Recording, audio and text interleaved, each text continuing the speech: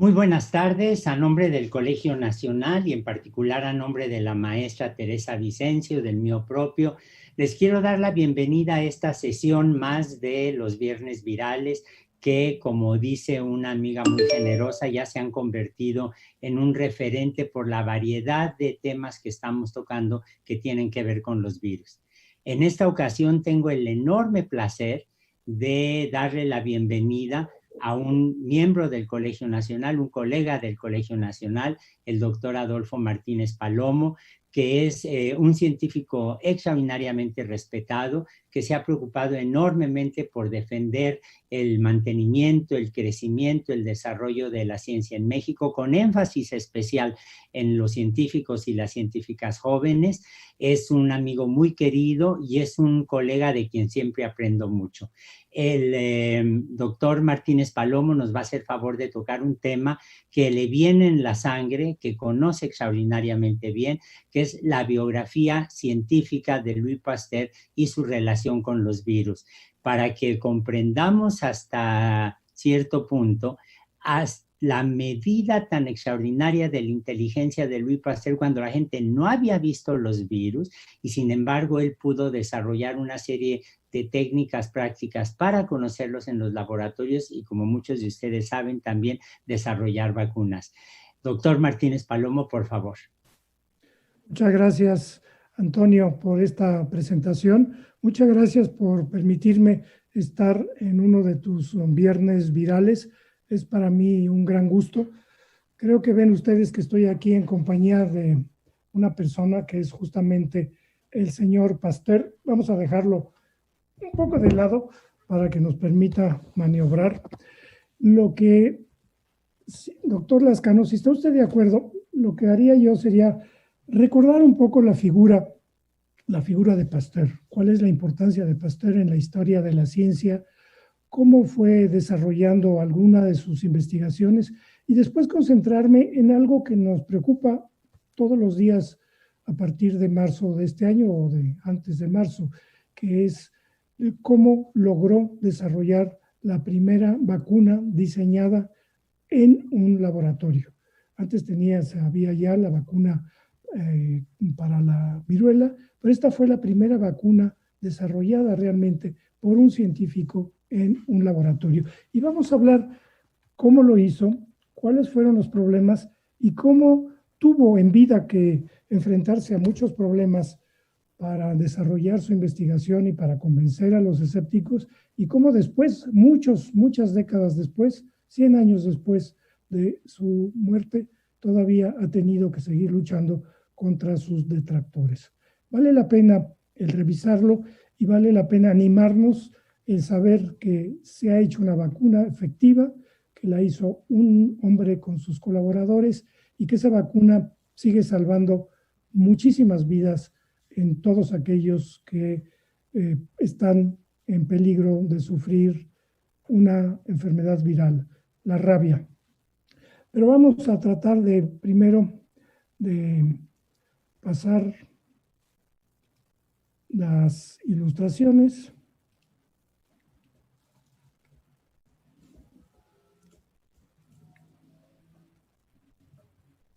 Y empezamos en un pueblo cercano a París que se llama Villeneuve-l'Etang.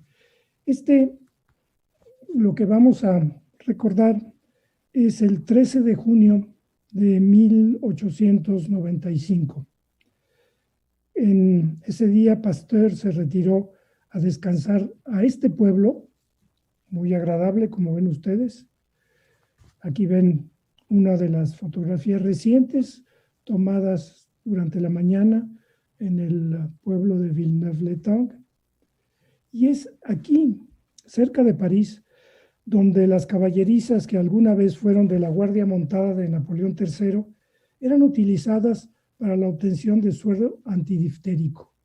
Y cuando Pasteur empezó a trabajar su vacuna contra la rabia, la gente empezó a protestar porque en el Instituto Pasteur estaba en el centro de París y entonces tenía que estar llevando todos sus animales y eventualmente los pacientes. Y entonces los vecinos se molestaron y se decidió otorgarle esta propiedad a Pasteur justamente para que pudiera hacer sus investigaciones sobre la rabia. Este lo vemos en una fotografía de hace más de un siglo y ahora la vemos tal como está el día de hoy, las antiguas caballerizas donde nuestro personaje Pasteur está ya retirado de su actividad. Ya por entonces arreciaba la insuficiencia vascular cerebral que lo había dejado hemipléjico del lado izquierdo desde muy joven, desde los 46 años. Vean ustedes dos detalles.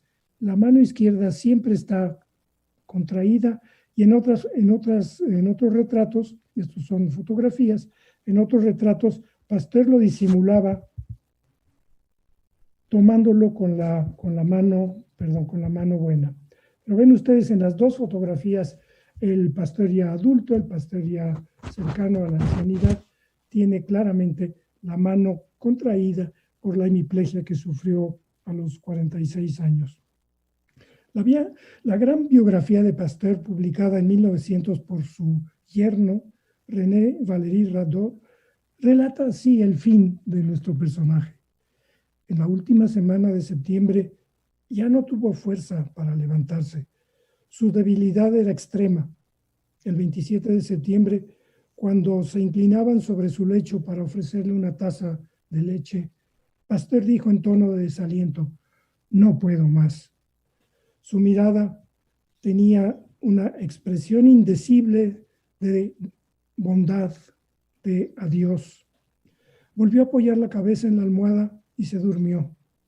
Después de ese reposo engañador, llegó de pronto el soplo entrecortado, el respirar jadeante de la agonía. Durante 24 horas, con su cuerpo completamente paralizado, permaneció inmóvil con los ojos cerrados.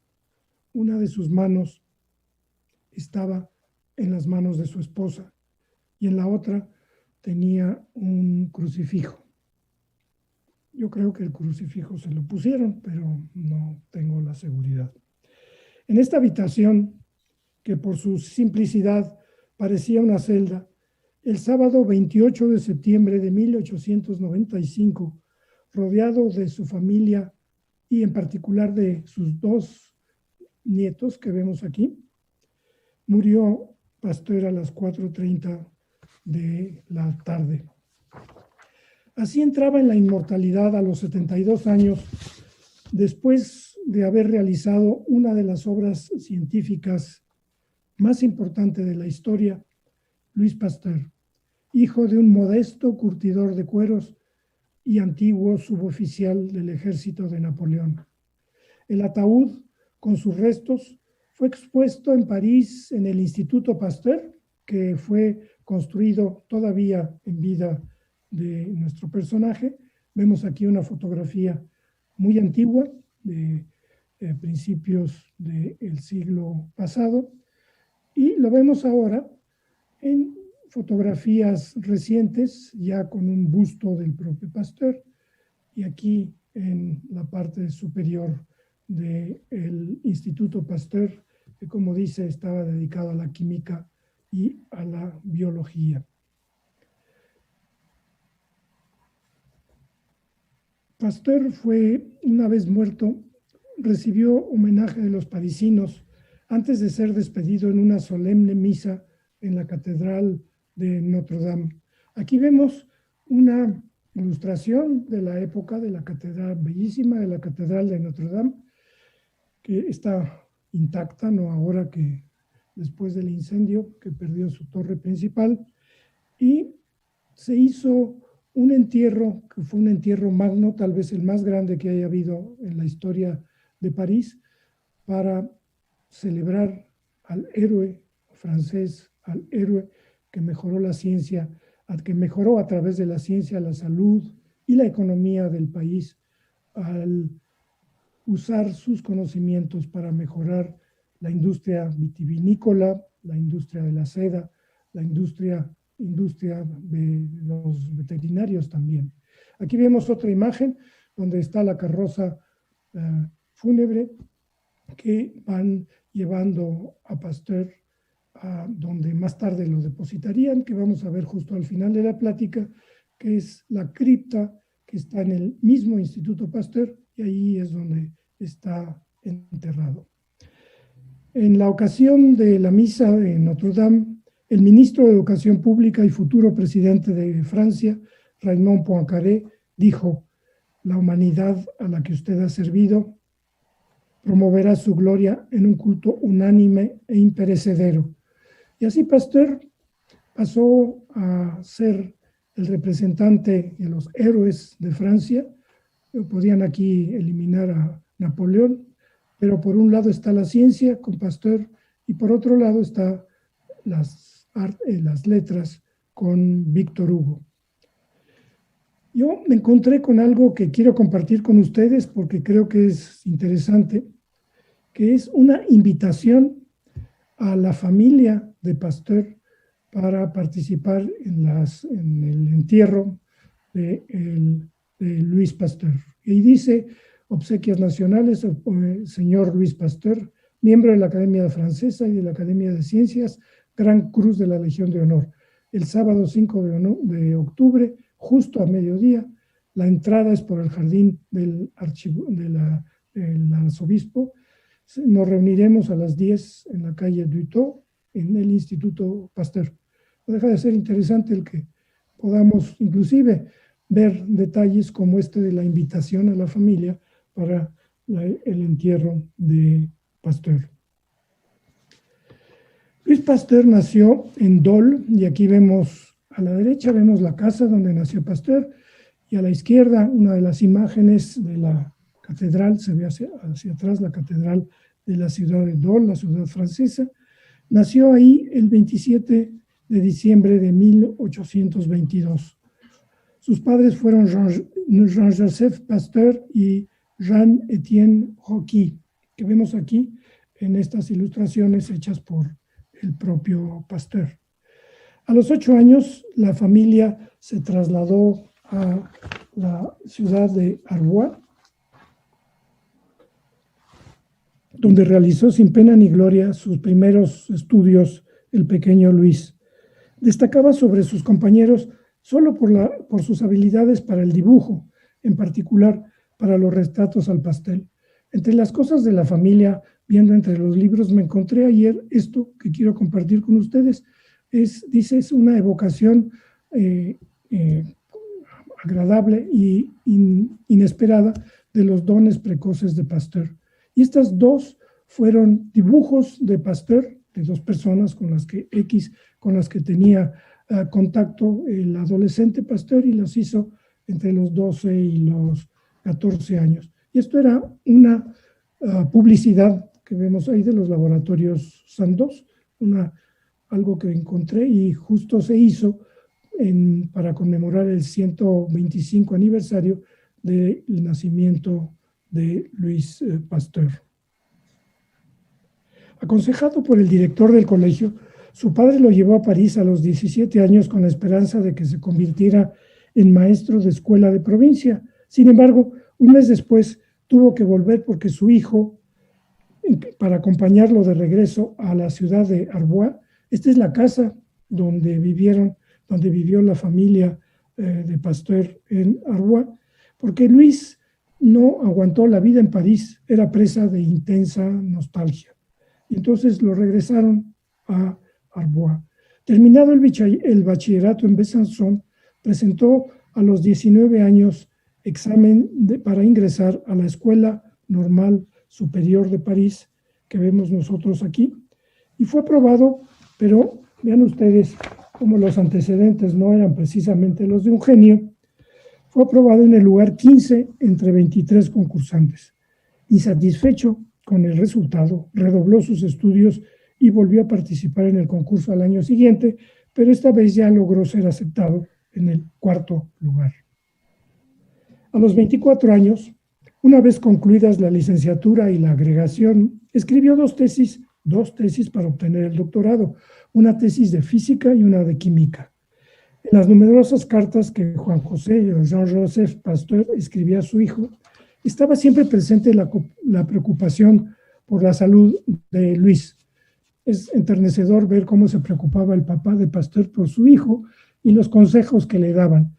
Y le escribió: Luis, báñate con frecuencia. Pero como era francés, ya lo exageraba, dice de 2 a 3 veces por semana. No había que exagerar tampoco. Haz que te sirvan buen vino, también buen consejo. Come abundantemente, no regreses tarde a casa. Piensa que tu fortuna es tu salud.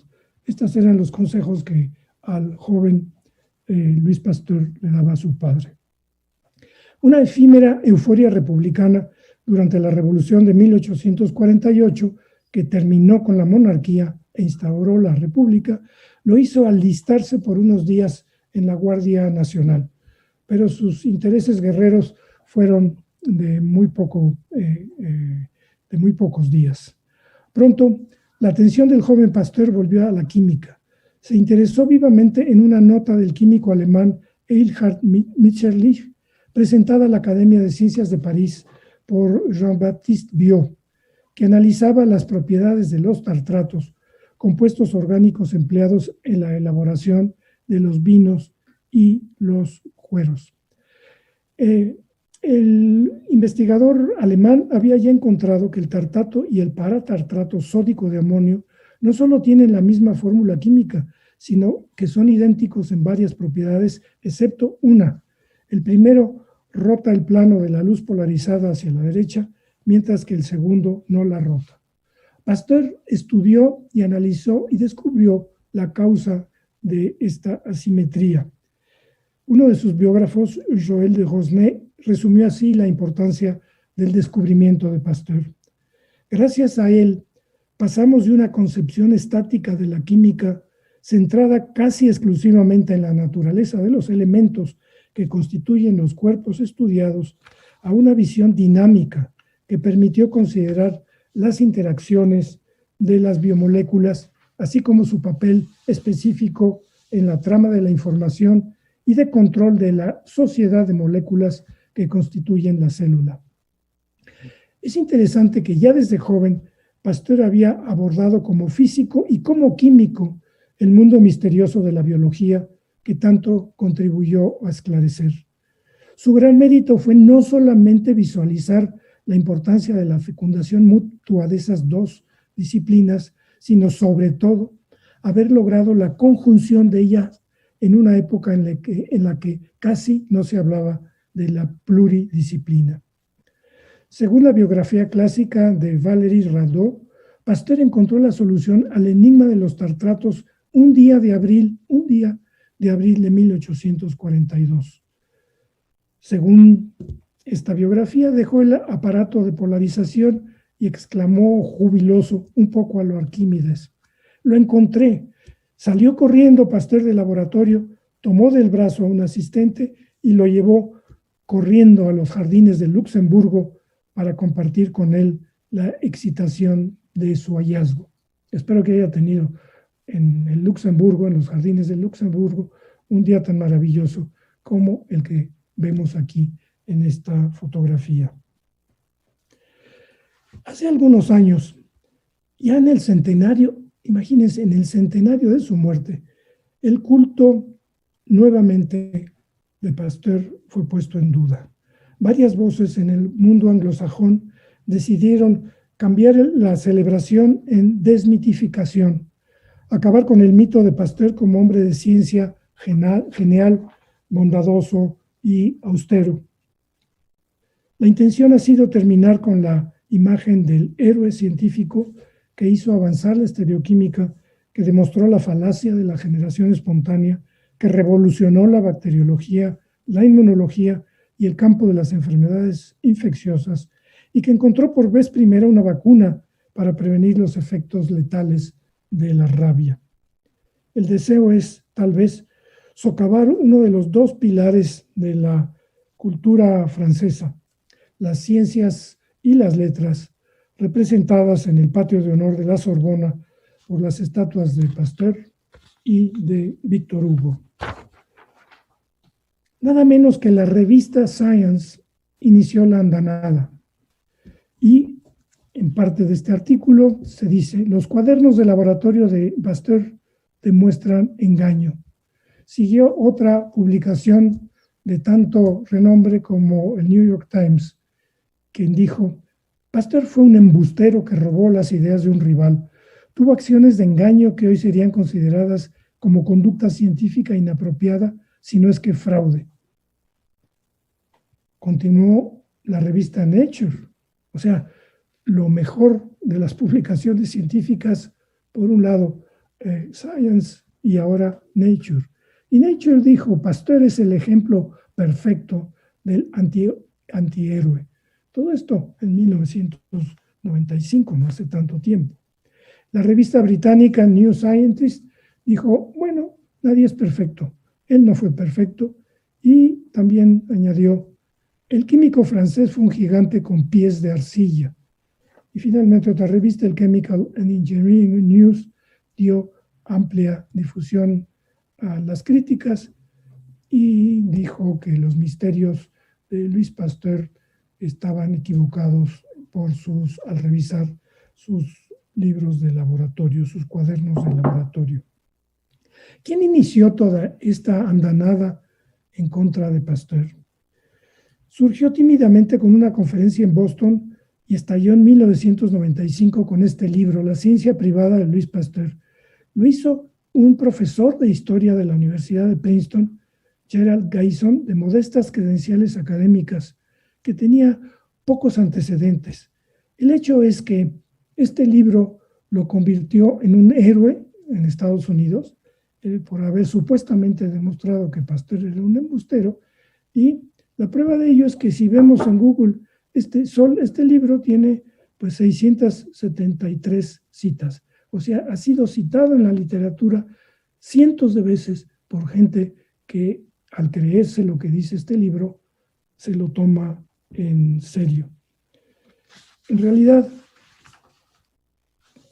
no hay base, y varios que mencionaré dentro de un momento nos hemos dedicado a demostrar que la enorme mayoría de los argumentos de este libro no están basados en la verdad.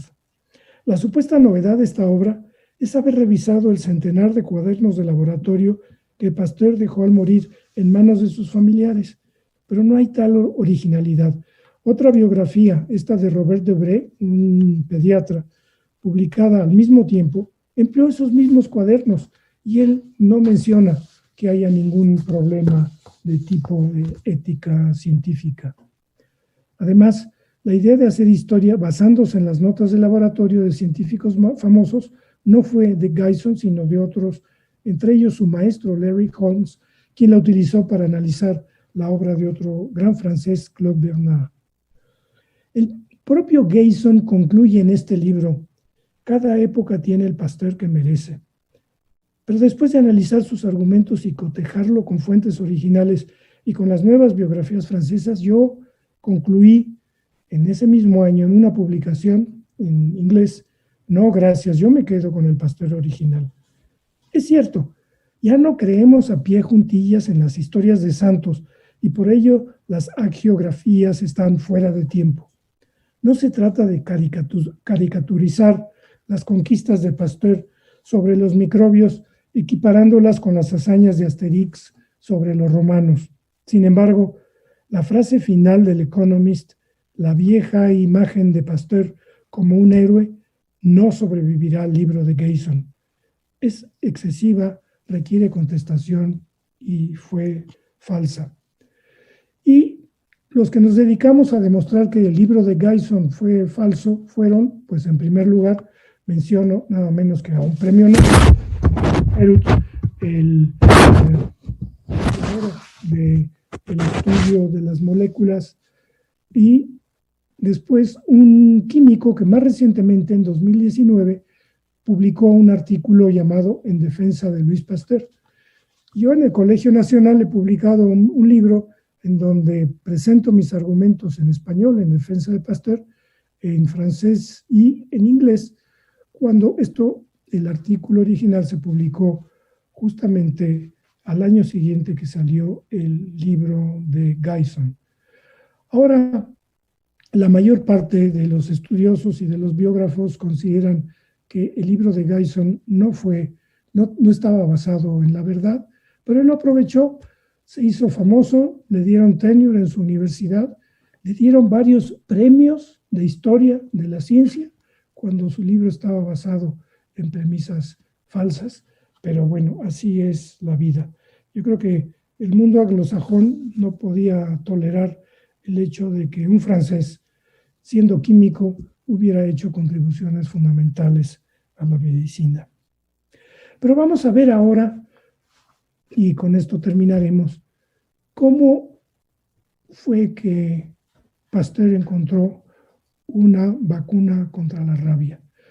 Hay dos elementos que quiero mencionar de entrada al hablar de la vacuna contra la rabia.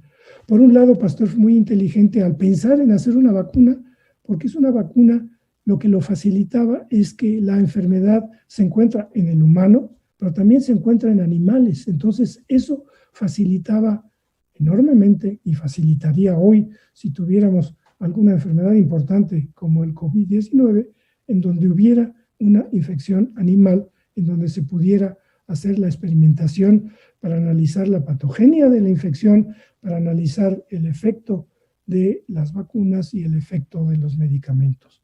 Esto sí ocurrió en el caso de la vacuna contra la rabia, y algo que también vale la pena enfatizar, que esta vacuna no es solamente útil como una vacuna, sino que la misma vacuna se usa en la práctica como tratamiento de aquellos pacientes que están en peligro de contraer una infección por el virus de la rabia. Volvemos a Besançon, a Arbois. Esta es la casa de la familia Pasteur en Arbois. A los 8 años de edad, un acontecimiento quedó grabado para siempre en la mente del niño Pasteur. Los lamentos de los habitantes de las inmediaciones de Arbois, al ser descauterizados con hierro al rojo vivo, las heridas que les había producido un lobo rabioso y los comentarios sobre los atroces sufrimientos de los que murieron de rabia a consecuencia de ese ataque.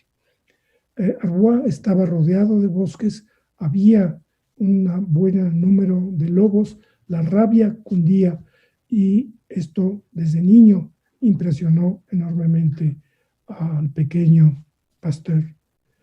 Más de 50 años después, las primeras aplicaciones de la vacuna contra la rabia causaron sensación en los medios científicos, pero también empezaron a provocar las críticas contra Pasteur. Según palabras, aquí vemos un lobo supuestamente con rabia. Según palabras de Pasteur, Valéry Radot, a quien vemos aquí muy jovencito y muy elegante, hizo una biografía de su abuelo, y él dijo: llegó la hora en que la calumnia, la estupidez y la envidia se unieron para acabar con Pasteur. Como sabemos y como hemos dicho, la hora de la calumnia volvió en 1995 con motivo del centenario de la muerte del químico francés. Las más graves acusaciones del historiador Gayson y los anglosajones que lo han seguido se refieren precisamente a la vacuna antirrábica. Y dicen: antes de sus primeros éxitos, Pasteur había ya aplicado su vacuna en 2 pacientes sin haber informado de sus resultados. Gayson dice haber sido el primero en dar a conocer los casos ocultos en su libro. Sin embargo, la biografía de Rebré, aparecida un año antes, informa con detalle de estos y de otros pacientes. Más que tomar partido, conviene hacer una breve relación de los hechos. Ustedes podrán juzgar conmigo si la conducta de Pasteur fue adecuada o no fue adecuada. El 10 de agosto de 1884, Pasteur presenta en Dinamarca una conferencia sobre sus avances en el conocimiento de la rabia y concluye: el científico se interesa en todo lo que puede descubrir en el campo de la ciencia pura, pero el público, aterrorizado por la rabia, exige algo más que curiosidades científicas. Tenemos la esperanza de crear vacunas contra el virus de la rabia. Esto fue en 84. El año siguiente ingresa al Hospital Necker de París, y aquí están algunas de las burlas a las que dio a Pasteur al empezar a anunciar sus estudios sobre la rabia. Aquí, bueno, aquí no era una burla, era simplemente un anuncio de un chocolate donde aparece Pasteur, y en un principio así es como se aplicaba la vacuna en el abdomen. Ahora esta vía de aplicación ya no se utiliza. El hecho es de que en 1885 ingresó al Hospital Necker un adulto de nombre Giraud con diagnóstico de rabia. Al día siguiente se le inyecta una sola dosis de vacuna, pero después de empeorar el paciente mejora y es dado de alta 3 semanas después. La burocracia médica impidió a Pasteur completar su esquema de vacunación. Luego se pierde la pista de Girard y nunca se supo qué fue. No se sabe, se murió. Este fue la primera persona que fue tratada con la vacuna de Pasteur. Pocos días después, Pasteur le escribe a su hijo Jean Baptiste. Lo que deseo, dice Pasteur, es poder tener la osadía de tratar a un hombre mordido sin temor de que ocurra algún accidente.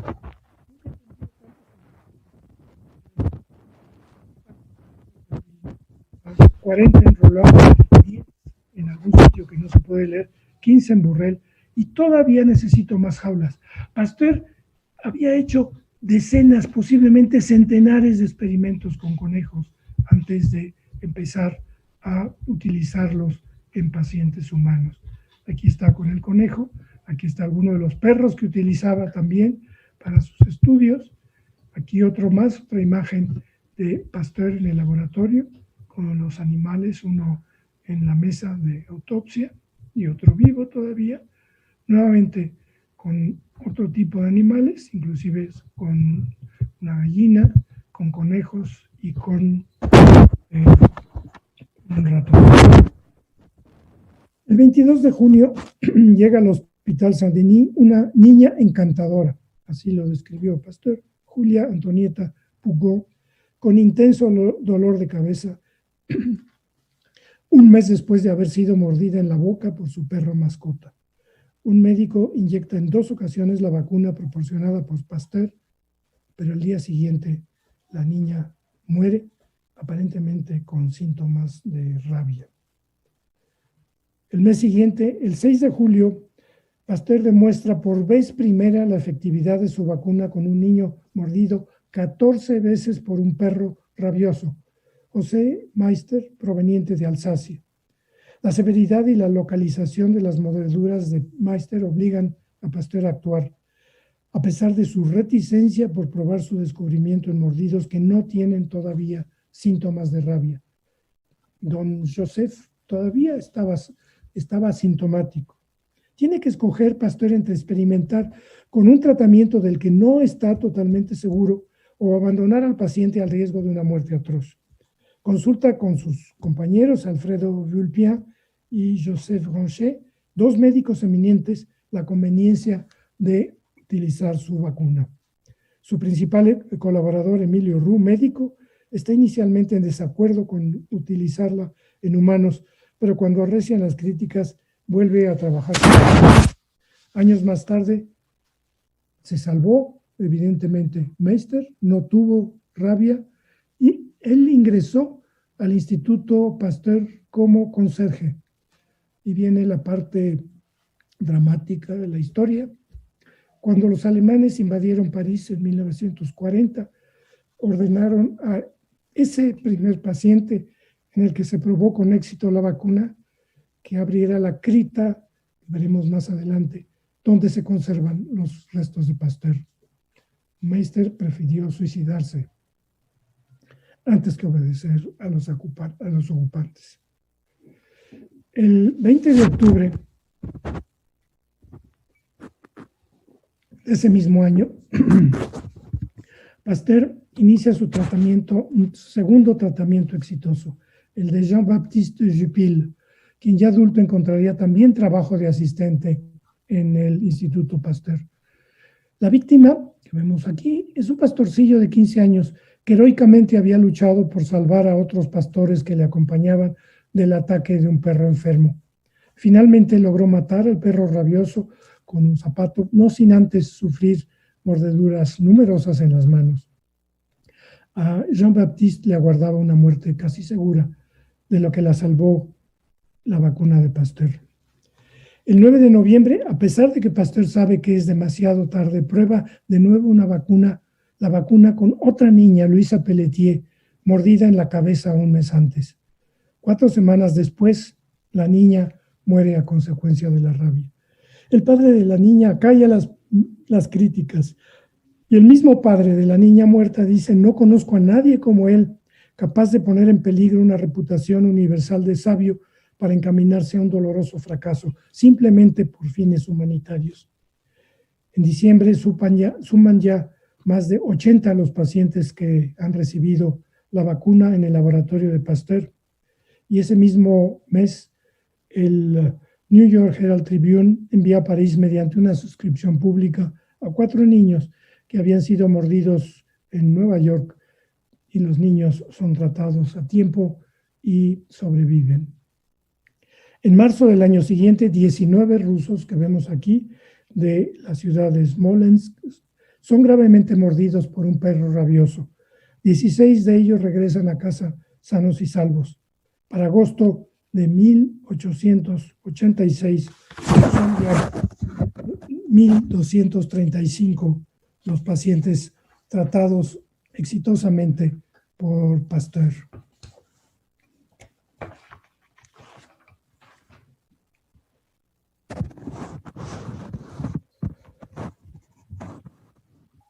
De estos 1.235 solo han muerto 3, y dice Pasteur: desafío al que quiera contradecir estos hechos y estas aseveraciones. Como en ocasiones anteriores, Gayson, el historiador de Princeton, acusa primero y se retracta después.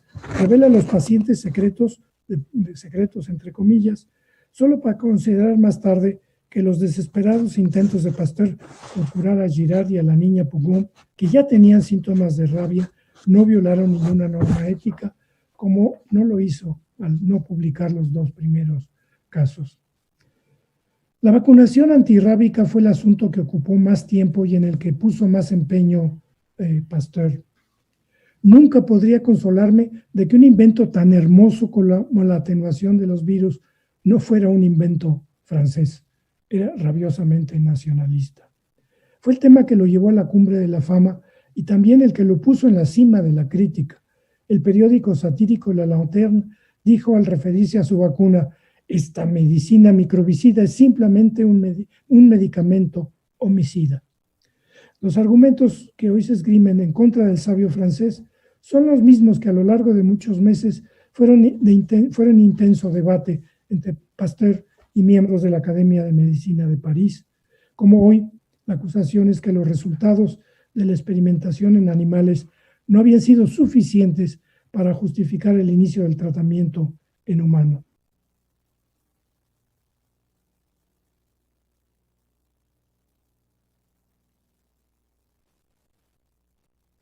Ok. Ha de ser con el papel. Gracias.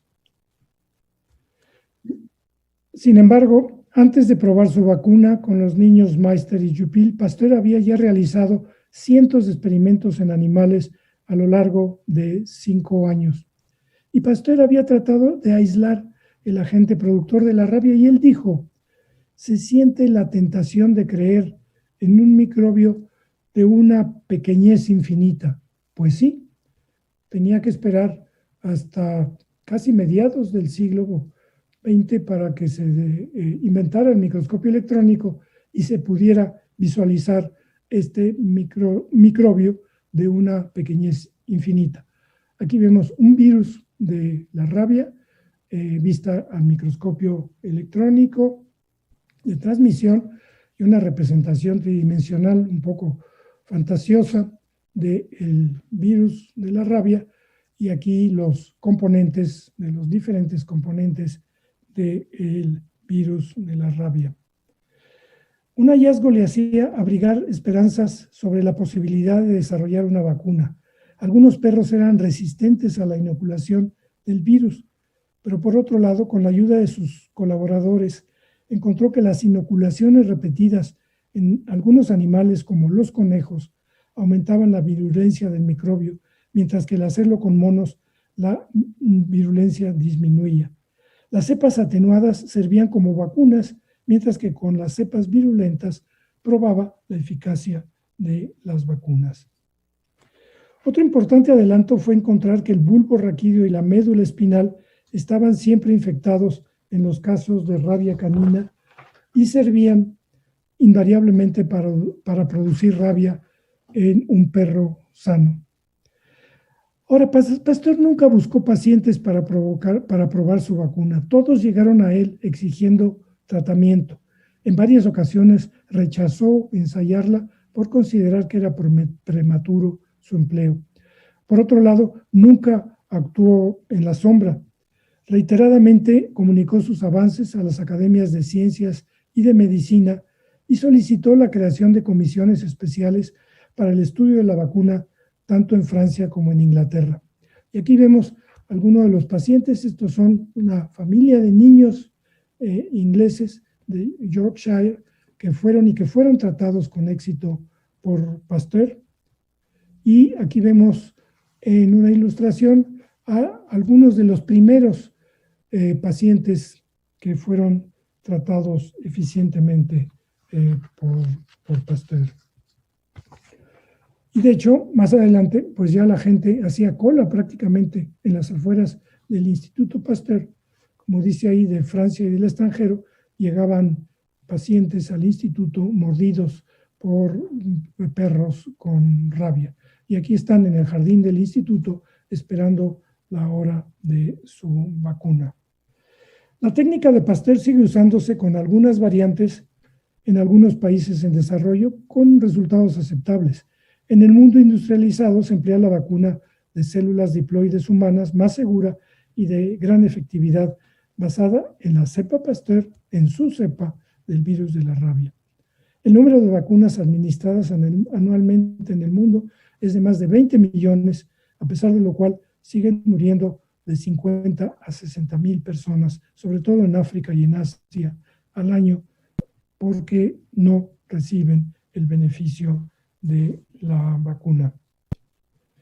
De las muchas críticas que recibió Pasteur en vida, unas cuantas eran motivadas por el interés genuino de aclarar dudas. Otras, más numerosas, fueron generadas por la ignorancia o el fanatismo.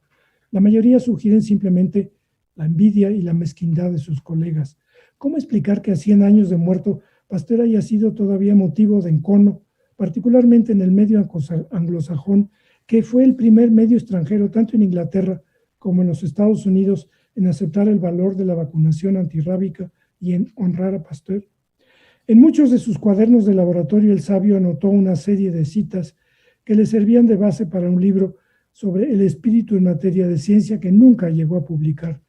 En una de esas citas, escritas de su puño y letra, está en buena medida la explicación de las diatribas modernas. Y dijo Pasteur: la crítica estéril de esos científicos parásitos que, impotentes de crear nada por sí mismos, se aferran a los descubrimientos de los demás para atacarlos y buscar así la ocasión de hacerse célebres.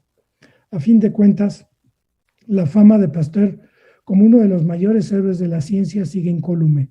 El libro de Guyson no ha hecho mella en su recuerdo. Por el contrario, ha servido de estímulo para revisar algunas de sus contribuciones, para cotejar las nuevas y las viejas biografías, para comparar los nuevos y los viejos documentos. A más de 100 años de su muerte podemos reafirmar, ahora con mejor conocimiento de causa, nuestra profunda admiración por la grandeza inmortal de la obra de Pasteur. Entre tantos papeles que encontré para esta plática, quiero compartir con ustedes uno que me causó una sensación de ternura grande. Uno de sus muchos pacientes le escribió para decirle, para agradecerlo.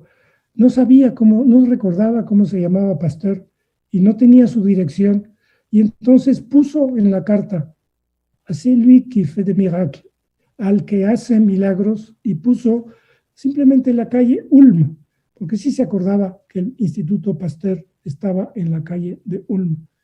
Y esta carta llegó a su destinatario, al que hace milagros. Yo quiero terminar con ustedes unos minutos nada más, muy breves, para compartir con algo que encontré ayer. La cripta donde fue enterrado Pasteur, que resulta que es una obra de arte, una obra arquitectónica de gran interés. En un grabado de la época, vemos aquí el entierro de Pasteur en su cripta, en el Instituto Pasteur. Aquí vemos otro grabado en donde se ve en blanco y negro, pero ahora lo vamos a ver en realidad. Esta es la entrada a la cripta, es extraordinaria. Y aquí vemos, les voy a pasar rápidamente algunas fotografías del Instituto Pasteur. Aquí está la ciencia, la esperanza. Y aquí está también en mosaicos, está el pastorcillo que salvó a sus colegas combatiendo a un perro rabioso, lo que le ocasionó numerosas mordeduras en la mano. Aquí están los conejitos que le sirvieron a Pasteur para encontrar su vacuna. Todo esto está en las paredes de la cripta, donde está. Y aquí está una máscara. Perdón. La máscara mortuoria de Pasteur. Y lo último que me encontré, y con esto termino con dos imágenes, algo que el propio Instituto Pasteur se ha tenido que defender en los medios, y este es el director del Instituto Pasteur, que dice en francés: no, el Instituto Pasteur no inventó el COVID-19, porque así como algún presidente de algún país cercano dice que los chinos diseñaron el COVID, a alguien se le ha ocurrido acusar al Instituto Pasteur de haber diseñado el COVID. Y termino con una consideración sobre nuestro país. Esta estatua magnífica de Pasteur no está en Arbois, no está en París, está en el Paseo de la Reforma. La regalaron en 1910 los franceses al pueblo de México, la inauguró Porfirio Díaz, y para mí, con esto termino, es una paradoja inmensa. ¿Por qué es una paradoja? Porque en Insurgentes y Reforma, en todo el territorio nacional, acabó el pobre de Pasteur localizado al lado de la Cámara de Senadores.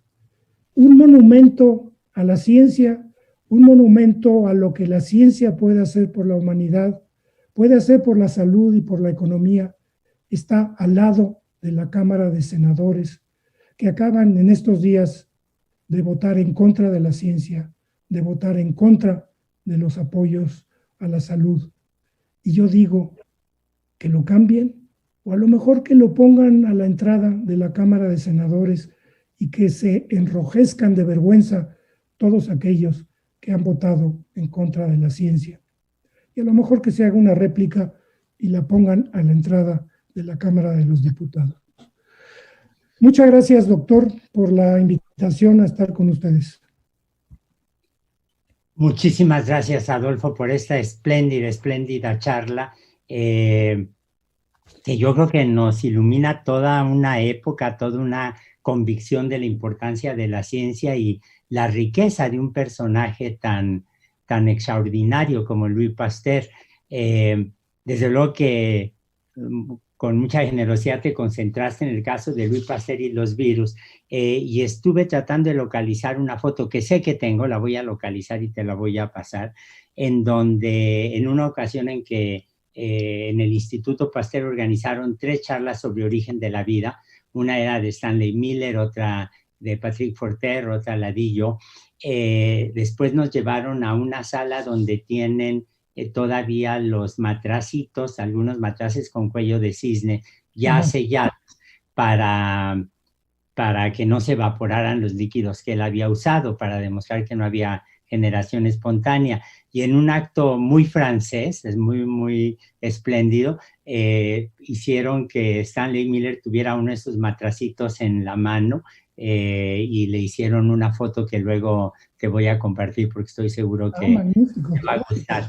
Que es la otra parte, ¿no? Este genio tan deslumbrante de Louis Pasteur que lo lleva a preocuparse por otros problemas, como la generación espontánea. Y a mí me gusta decir siempre en mis clases de origen de la vida que todos los que estamos participando en una clase, en una charla, todos los que hemos tenido la suerte de escucharte hoy, en realidad estamos aquí gracias a Louis Pasteur, gracias a la pasteurización, gracias a las vacunas, gracias al ímpetu que le dio a la higiene para el instrumental quirúrgico, y de veras uno se queda azorado de esta visión tan extraordinaria que tenía.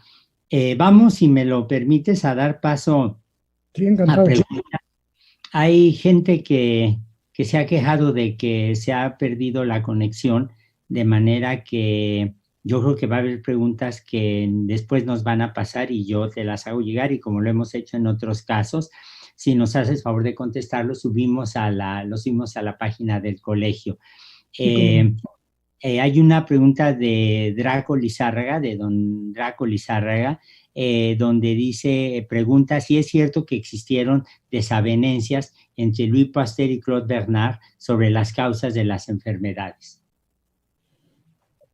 No sé si con Claude Bernard, más bien lo que tenía las desavenencias era con su colega Roux, pero con Claude Bernard no lo sé.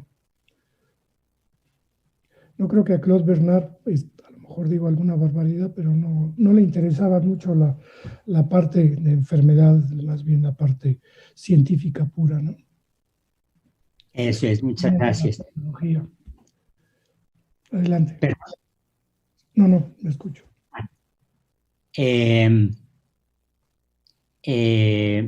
Del sitio web de Educación Bioquímica, mira, ese es un sitio web bonito, son varias preguntas, las voy a separar. ¿Por qué no hay una vacuna efectiva contra el COVID-19? Bueno, una pregunta espléndida. De hecho, no son muchas las vacunas que hay contra los virus.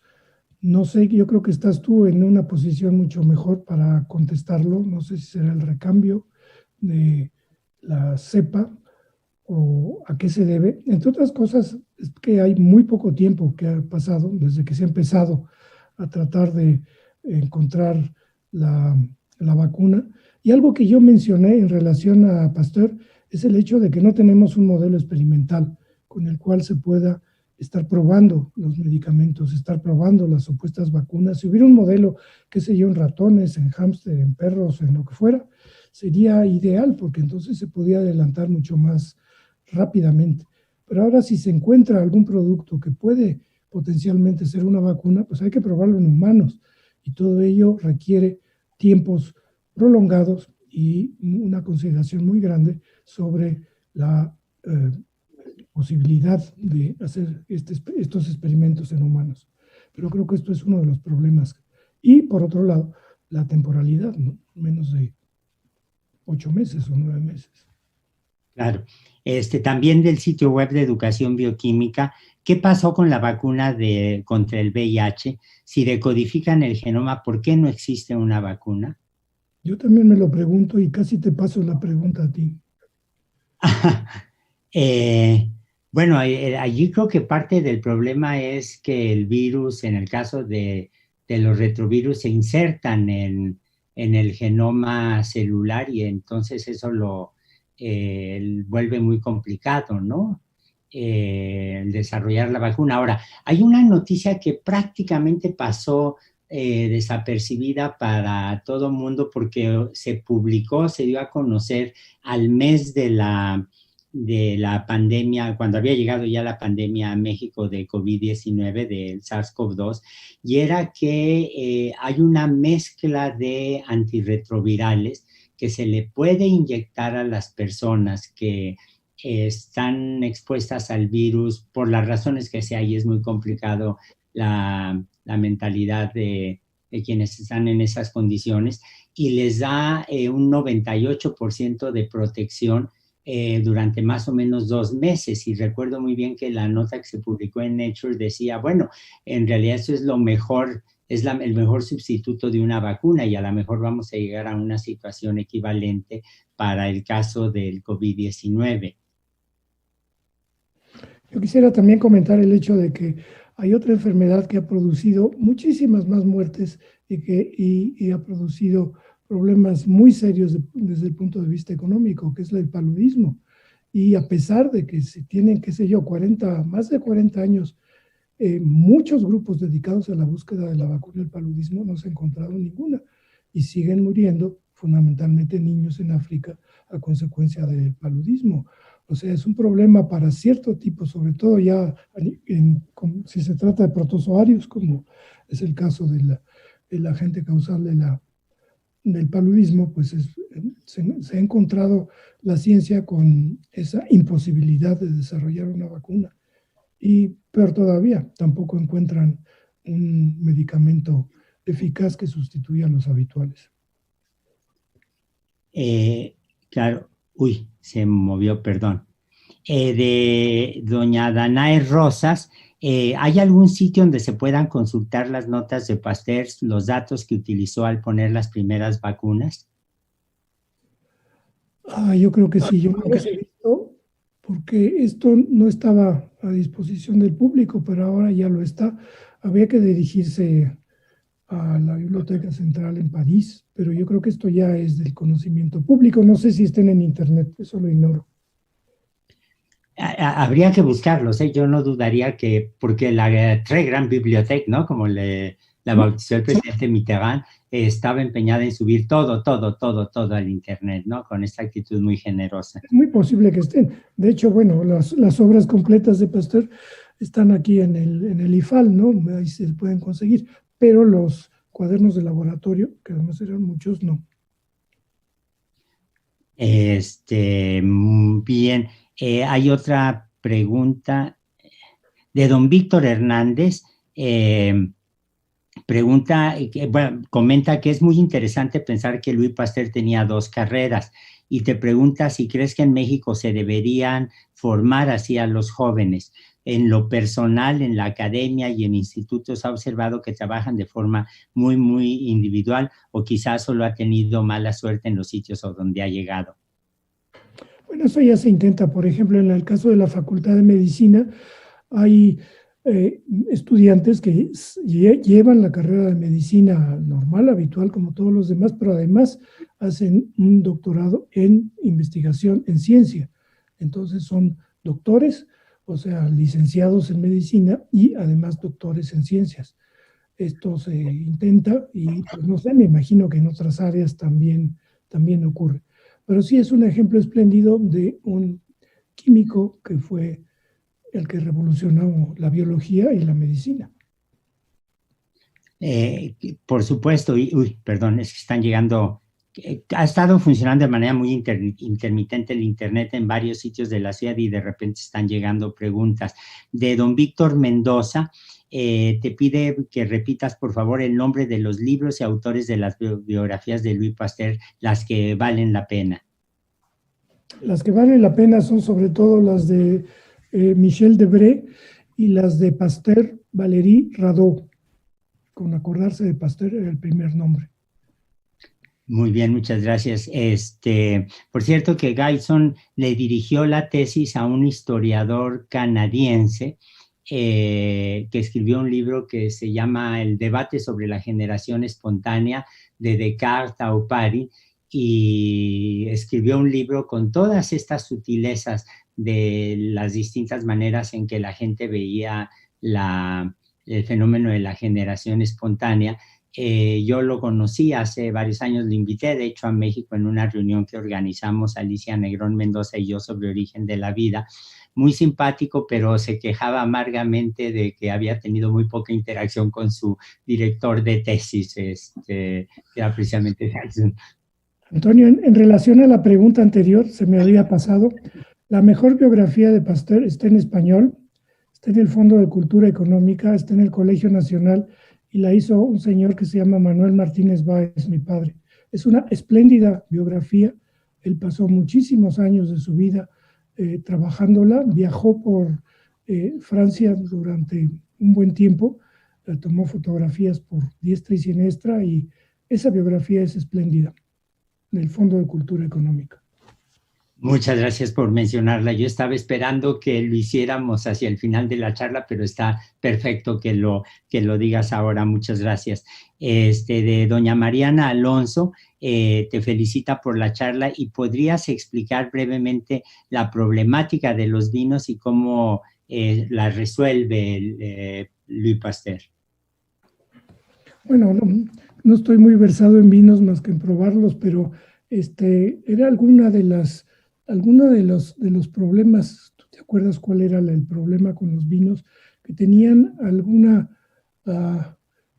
epidemia que estaba acabando con los viñedos franceses, y él en unos cuantos experimentos que hizo encontró la forma de resolverlo. Pero ahora me tiene que disculpar, no tengo los detalles exactos. Pero sí, exactamente eso. Fue un hongo, el muldiu, que empezó a acabar con los viñedos franceses, y algunas de las mejores cepas se quedaron en América Latina, unos y unas pocas en California. Y de hecho recuperaron las uvas de Chile, me parece, y las regresaron a Francia, donde han prosperado enormemente. Y aquí valdría la pena decir que lo interesante que es la actitud que tienen los franceses con respecto a los vinos y a los quesos. Un investigador, un colega del Instituto Pasteur, tiene un hijo que empezó a hacer carrera de biólogo molecular, hacía microbiología molecular en el Instituto Pasteur, y al cabo de unos cuantos años decidió abandonar la carrera para poner una granja y hacer vinos y quesos, con lo cual toda la familia estaba contenta, y los que lo conocíamos también, porque nos regalaban un queso y una botella de vino, que por cierto, el Instituto Pasteur tiene su propio viñedo,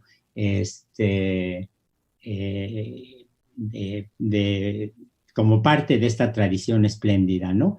Hay que recordar una de las frases de Pasteur: la bebida mejor y más sana es el vino. Yo creo que en eso hay una coincidencia general. Muchas gracias por recordarla, querido Adolfo. De doña Erika Luna, pregunta si la vacuna contra la rabia que se aplica hoy en día es la misma formulación que hizo el doctor Pasteur, o si ha cambiado con el tiempo, ¿se ha sofisticado? No, por supuesto que se ha sofisticado, y se ha sofisticado mucho. Lo que hacía Pasteur era infectar a un conejo, quitarle la médula espinal, secarla, y esto hacer una sopita, y con esa sopita inyectar donde estaba un virus atenuado. Pero ahora no, ahora ya se cultiva en células diploides humanas, y esto es lo que se utiliza en la mayor parte del mundo, aunque se utiliza una cepa originalmente que provenía del laboratorio de Pasteur. Es la misma cepa, eso sí no lo sabía. Sí, se supone. Bueno, y de doña Erika Luna también pregunta Adolfo, ¿qué especialistas intervienen en la creación y desarrollo de una vacuna?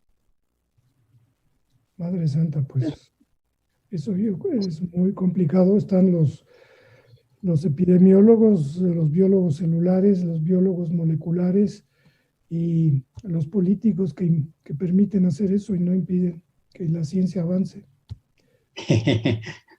Muchas gracias. Creo que doña Erika Luna tuvo la respuesta espléndida que necesitaba. De doña Mayra Castillo, ¿qué pasó con la vacuna para el dengue? La vacuna para el dengue, digo, yo no estoy autorizado para comentarlo, pero hay una vacuna para el dengue, pero parece ser que funciona a aquellos que ya han tenido dengue, y que hay algunos problemas de estar aplicando la vacuna del dengue a aquellos que no lo han tenido. Entonces, es una vacuna en la que se ha avanzado, pero que no es así hasta donde yo sé, de una utilidad absoluta inmediata para resolver un problema tan grave. Es uno de nuestros principales problemas de salud en la actualidad, y pues no se avisora la posibilidad de que este asunto se resuelva en el corto plazo, a pesar de que hay una vacuna. Es una vacuna que tiene ciertos inconvenientes. Muchas gracias. De Alejandro González Cano, ¿qué puedes decir sobre la rivalidad entre Louis Pasteur y Robert Koch, que se ha vuelto actual con el instituto, entre el Instituto Koch y el Instituto Pasteur? Yo creo que eso es muy saludable, porque nosotros vemos muchas formas de ideologizar la ciencia. Cuando lo ideologizas con asuntos de hace 40 o 50 años, estás en problemas, que es lo que tenemos ahora en México. Pero cuando lo haces como se hacía en Europa, basados en tratar de adelantar la ciencia por sentimientos fundamentalmente patrióticos, como lo dijo Pasteur, que este descubrimiento tiene que ser francés, sería una pena que fuera un descubrimiento alemán. Pero yo creo que esto es genuino, si esto motiva para acelerarlo, pero al mismo tiempo para ser extraordinariamente generosos. Recuerden que los que más se beneficiaron inicialmente de la vacuna de Pasteur no eran necesariamente franceses, eran rusos y eran americanos y eran ingleses. Entonces, cuando esta ideología permite avanzar más rápidamente, pero que no obstaculiza la visión de ser abierto a todo el mundo, las cosas funcionan mejor. No estaría mal que pudiéramos avanzar en México por patriotismo y no que nos pusieran obstáculos por otras razones. Allí a mí me gustaría mencionar que hay mucho intercambio entre postdocs y estudiantes, gracias al programa Erasmus, entre el Instituto Pasteur y el Instituto Koch, y funcionan espléndidamente bien. Además, Antonio, yo creo que hay que recordar que yo creo que no hay ningún ejemplo en la historia de interacción entre científicos como lo hay en este momento con el COVID. La interacción que hay, y no solamente entre científicos, sino la industria, que es muy importante, la industria y los científicos. El problema va a venir después con los políticos y con los administradores que van a decidir cómo se administra la vacuna y a quién se le administra y cuánto se cobra y cuánto se gana. Esos son otros problemas. Pero lo que está ocurriendo en la actualidad, en todos los días y en todo momento de interacción entre unos y otros, yo creo que es verdaderamente notable. Hay una pregunta también del sitio web de Educación Bioquímica, si podrías opinar sobre la eficacia de los factores de transferencia que se producen en la Escuela Nacional de Ciencias Biológicas. Yo creo que tiene un valor relativo, se ha utilizado para muchas situaciones. No tengo yo ninguna base para considerar que es muy útil ni para considerar que no funciona, pero de lo que yo he oído, tiene cierto interés como estimulador inespecífico de la inmunidad. Desde luego no es un medicamento que produzca, hasta donde yo sé, efectos indeseables, pero tampoco es la quinta maravilla como ya llevan muchísimos años tratando de enfatizar, y creo que lamentablemente se ha comercializado. Yo creo que hay algo ahí que podría seguirse analizando a fondo. No es una tomada de pelo, ni mucho menos, es algo que ha mostrado cierta utilidad, pero que habría que seguir analizando a fondo para qué y cómo puede utilizarse mejor. Muchas gracias. De don Edgar Hernández Lazo, me voy a permitir corregir la pregunta porque se transcribió un poco mal. ¿Qué opinas sobre el uso de Wolbachia, de la batería de Wolbachia, para inhibir el vector del dengue? Idea. No tengo contestación, no tengo idea sobre esta. Tú puedes contestarla mejor. Simplemente se meten Wolbachias modificadas, se infectan Wolbachias modificadas en los insectos. Así es, y es una forma indirecta en que se ha usado, pero... Es una idea nada más, ¿no? Creo que se ha hecho en zonas reducidas, ya en campo, pero le prometemos buscar y subimos a la página de la red los artículos que los hay al respecto. De doña Georgina PM Palacios te pregunta qué opinas de un libro espléndido, Cazadores de Microbios.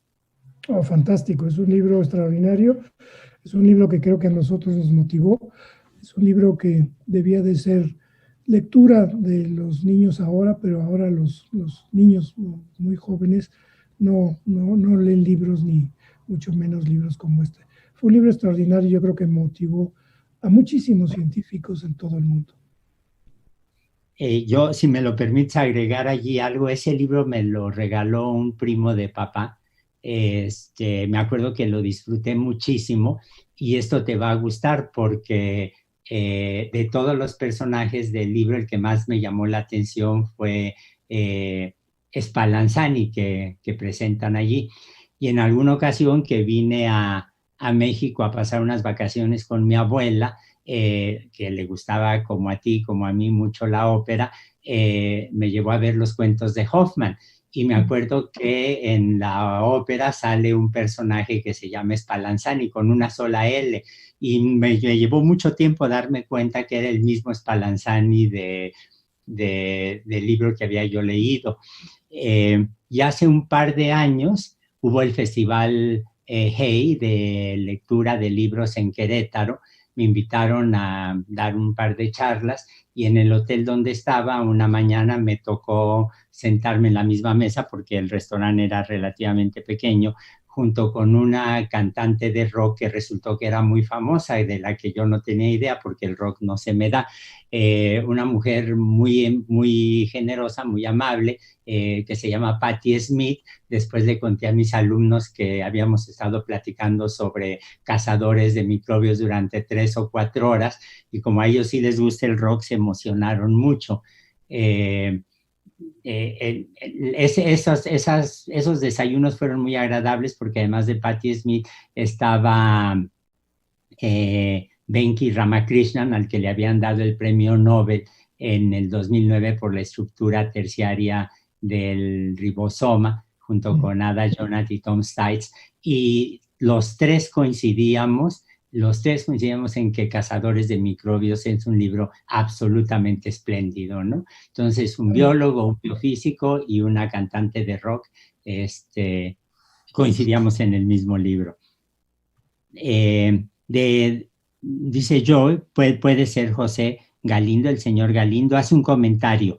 El centenario de la muerte de un gran científico como este año el de Louis Pasteur es una ocasión aprovechable para conocerle mejor.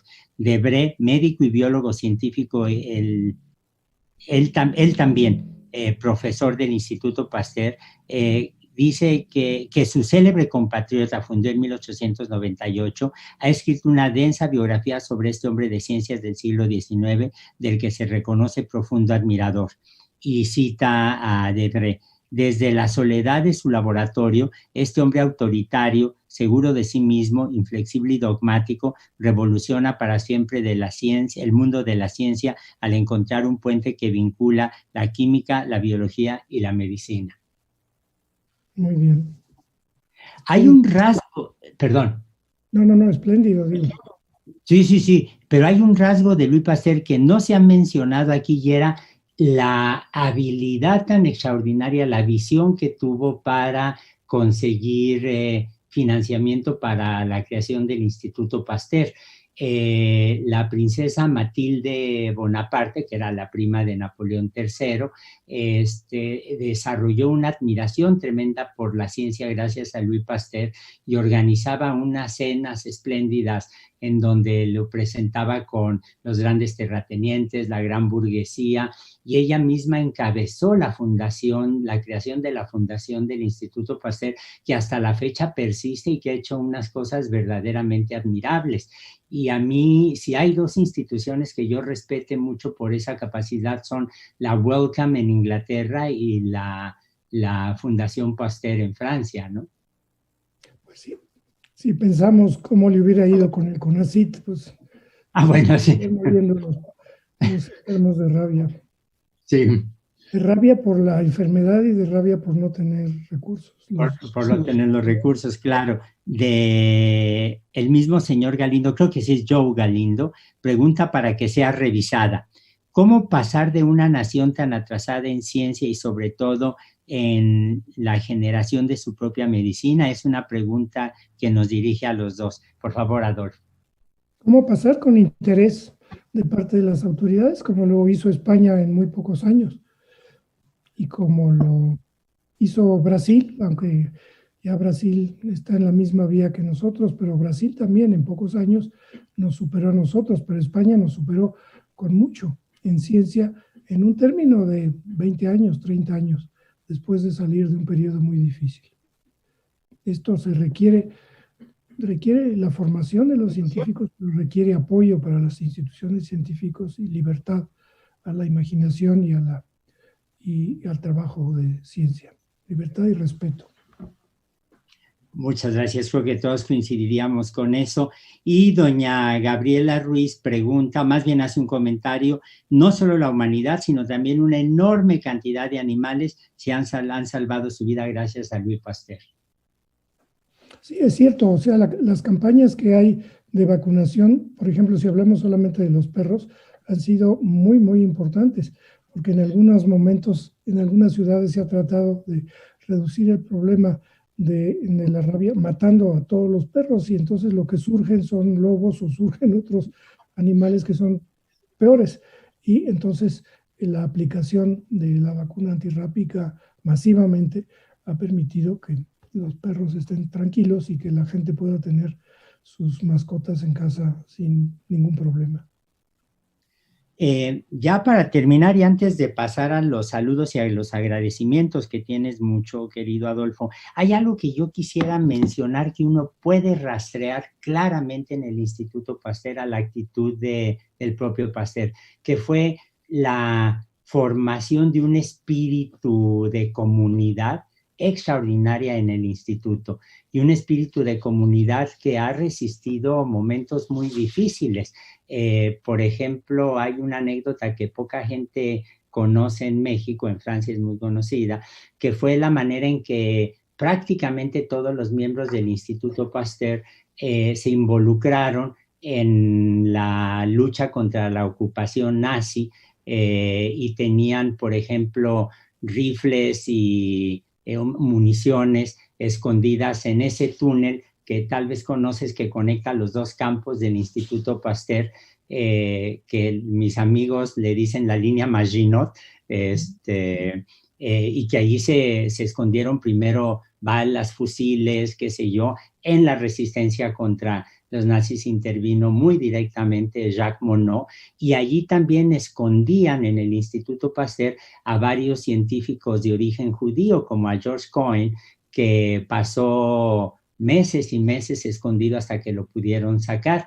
Y es muy conmovedor ver cómo cuando uno ha estado en el Instituto Pasteur, un ancien élève, un viejo estudiante, un viejo profesor, uno realmente sí vive, disfruta mucho este espíritu de colectividad, de comunidad, que todo mundo rastrea directamente a ese empeño de Louis Pasteur en hacer un lugar muy disciplinado, de primer orden, pero donde la gente trabajara en conjunto por la Francia, ¿no? Es lo que los elegantes llaman esprit de corps, y que Voilà. nosotros debemos tener la camiseta puesta. Y ya voy a hacer una anécdota brevísima del Instituto Pasteur, porque fue ahí donde me tocó dar mi primera plática en público en francés, hace ya muchos años, para comentar lo que yo estaba viendo de las células cancerosas del Instituto del Cáncer, y estaba más o menos tranquilo, hasta que justo antes de pararme a dar la conferencia me dijeron, ¿ya viste ese viejito que está ahí en primera fila?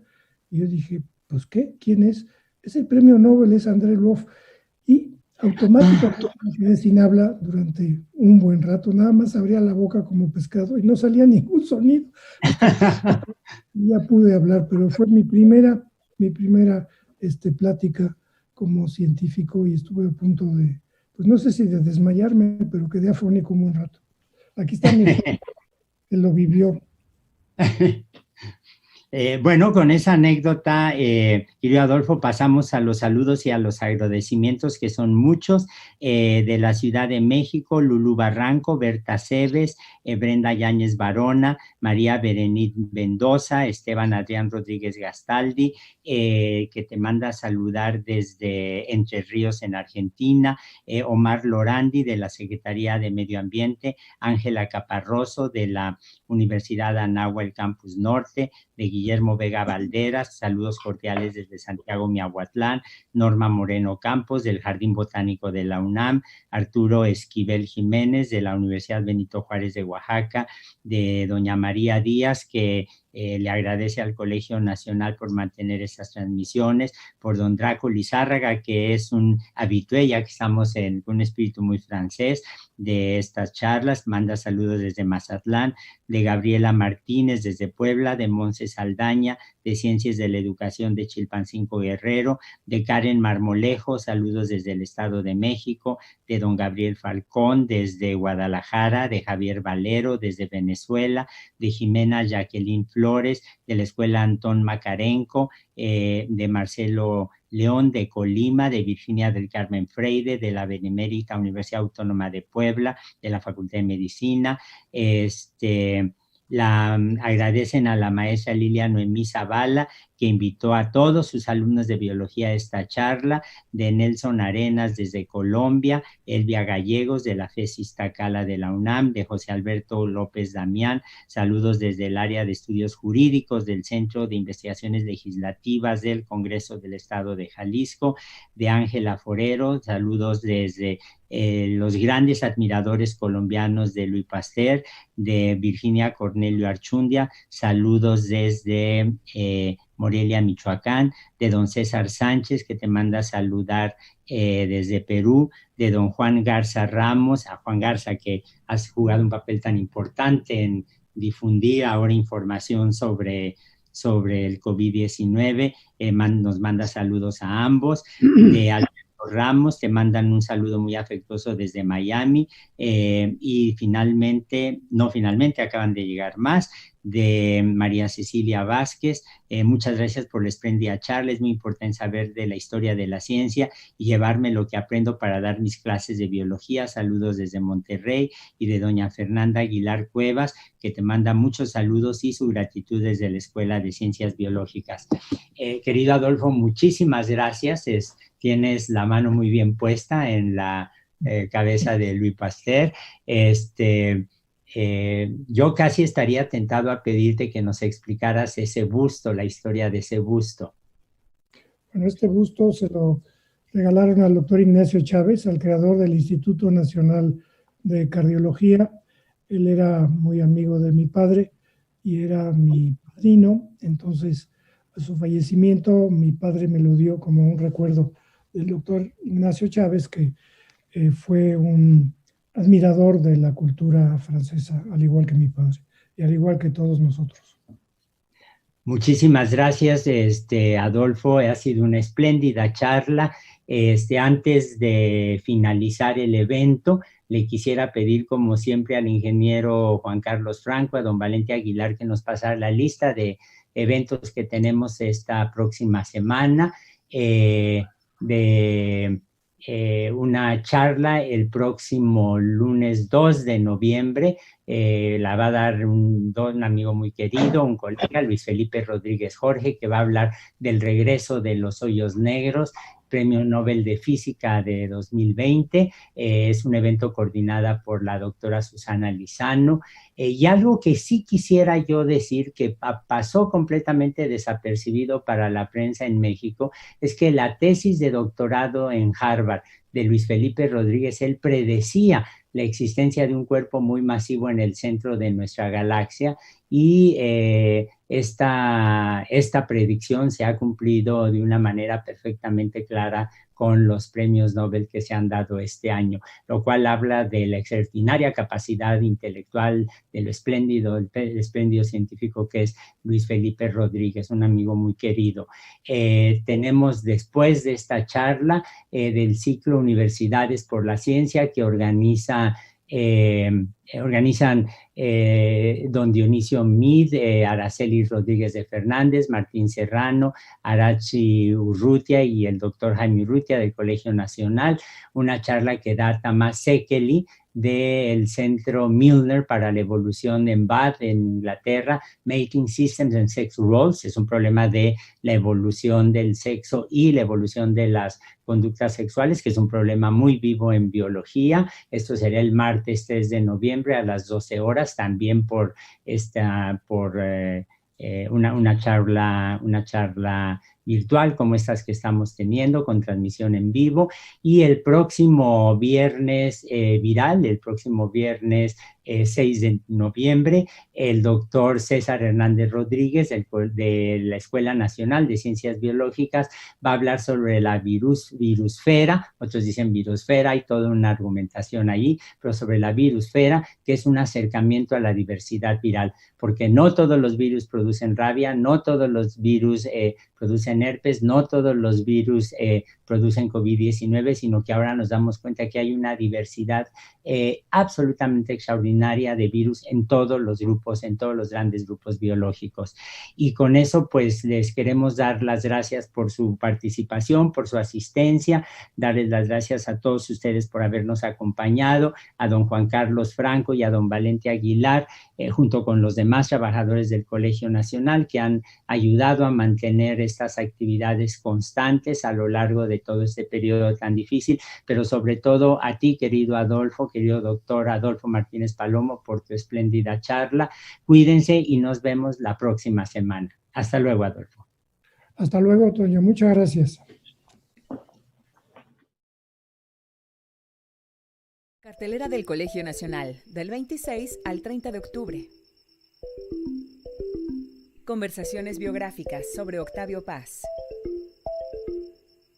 Raíces, la mitad oculta de las plantas que no entendemos. Lenguaje incluyente, mujeres excluidas.